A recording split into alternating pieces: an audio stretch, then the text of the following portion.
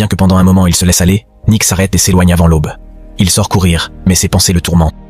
Imaginant ce qui se serait passé s'il ne s'était pas arrêté la nuit précédente. Sur le chantier, il dirige les Sims qui ont remplacé son équipe, et plus tard, il rend visite à sa femme, qui lui confie qu'elle sent qu'il ne lui reste plus beaucoup de temps, et lui demande de prendre soin de ses enfants lorsqu'elle ne sera plus là. Nick rentre chez lui déprimé, et en entrant dans la chambre de sa fille, il remarque qu'il n'y a pas de photo de Maggie dans le cadre photo. Il demande à Alice ce qu'il est arrivé aux images, et elle répond qu'elle les a supprimées parce qu'elle rendait Isla triste, mais Nick lui ordonne de les restaurer. Plus tard, nous voyons notre protagoniste sortir boire un verre avec des amis, mais il reste absent durant la réunion. Il décide de l'animer, et Monty l'emmène sur le chantier sous prétexte de récupérer quelques outils qu'il n'a pas pu emporter après avoir été licencié. Bien que Nick s'y oppose, il ne parvient pas à empêcher ses amis d'entrer sur le site.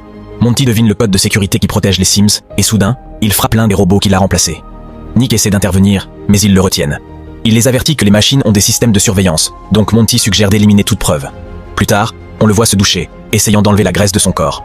En sortant de la douche, Alice le surprend en lui apportant une serviette.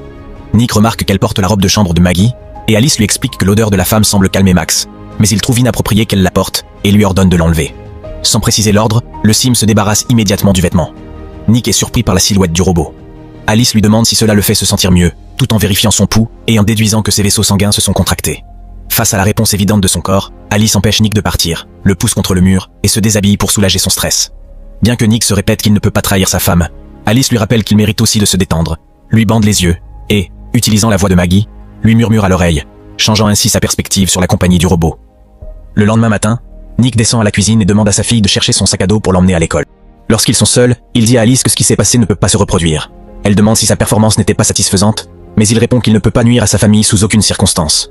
Agacé, il lui explique que le sexe ne se base pas uniquement sur les sensations, sinon en connexion plus profonde, comme l'amour, où tu te soucies de la satisfaction de l'autre. Alice, curieuse, demande s'il est intéressé à la satisfaire, et Nick, irrité, lui ordonne de se concentrer sur son travail. Puis il emmène sa fille à l'école, laissant Lia traiter ce qui s'est passé. En arrivant à la construction, Nick découvre les conséquences des actions de ses amis la nuit précédente. Louis soupçonne qu'il était impliqué, car son code d'accès a été utilisé. Nick le nie, mais reçoit un avertissement. S'il est découvert qu'il a participé, il sera licencié. Peu après, il reçoit un appel de Maggie, qui l'informe avec émotion qu'ils ont obtenu un nouveau cœur. Cette fois, une opération assistée par des Sims se déroule avec succès. Maggie rentre chez elle avec ses enfants, mais commence à se sentir inutile et remplacée par l'efficacité d'Alice. Dans une autre scène, nous voyons le robot au parc avec Max. Pendant qu'elle attend qu'Isla termine de jouer, un enfant demande à son Sim d'enlever un autre enfant du jeu qu'il veut utiliser.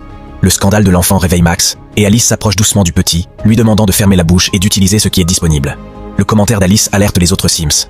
Dans le parc, un autre robot remarque que les fonctions d'Alice semblent avoir été réduites, mais elle répond qu'elle a simplement effacé certains protocoles de sa base de données après avoir été réinitialisée, car ainsi c'est mieux. Plus tard, Maggie tente de servir le dîner, mais un étourdissement l'oblige à être assistée par Alice. Isla goûte la lasagne de sa mère et commente qu'elle est bien meilleure que celle du Sim. Quand Alice demande la recette, Maggie refuse de partager le secret familial et, encore étourdie, décide de monter se reposer. Plus tard, pendant que Maggie dort, elle entend sa fille se disputer avec quelqu'un.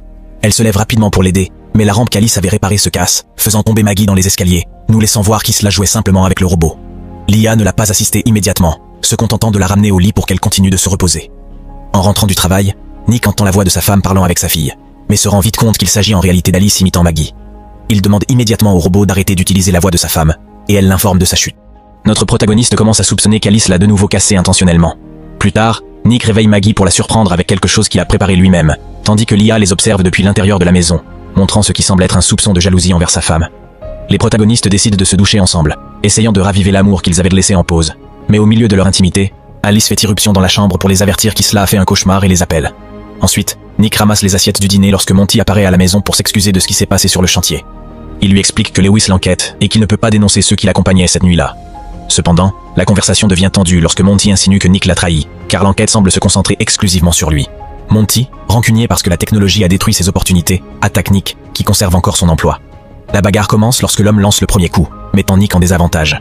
Juste au moment où il essaie de le frapper avec une bouteille, Alice intervient, attrapant la main de Monty et le blessant avec le verre avant de le repousser avec une force brutale. Nick l'arrête avant que la situation ne s'aggrave, mais Monty le menace de parler à son patron pour détourner la culpabilité, ou de les faire enfermer tous les deux. Plus tard, dans le garage, Nick affronte le robot, surpris que les Sims puissent blesser quelqu'un. Alice lui explique que sa priorité est de protéger son utilisateur principal, lui rappelant que ses enfants ont besoin d'au moins un parent. De plus, elle mentionne que Maggie ne vivra pas longtemps et se propose de la remplacer, ce qui rend Nick clairement irrité. Il précise qu'Alice ne pourra jamais égaler sa femme. Pendant ce temps, Monty, au bord de l'effondrement, essaie de dire au revoir à son ex-petite amie. Cependant, quelqu'un frappe à sa porte, c'est Alice, qui est venue sans la connaissance de Nick. Le robot lui assure que son propriétaire ne ferait jamais rien pour nuire à leur amitié. Mais Monty, regardant sa main bandée, doute de ses paroles et lui demande de partir. Mais Alice, au lieu de s'en aller, lui explique que tout ce qui se passe ne fait qu'augmenter les niveaux de stress de Nick. Monty acquiesce et reconnaît qu'il a été injuste envers son ami, mais il dévie rapidement la conversation vers son profond mépris pour les robots. Inattendument, il sort une arme, mais Alice, avec une agilité surprenante, esquive le tir et le neutralise facilement. Elle le pousse avec une telle force qu'il traverse plusieurs murs de sa propre maison, et juste au moment où elle est sur le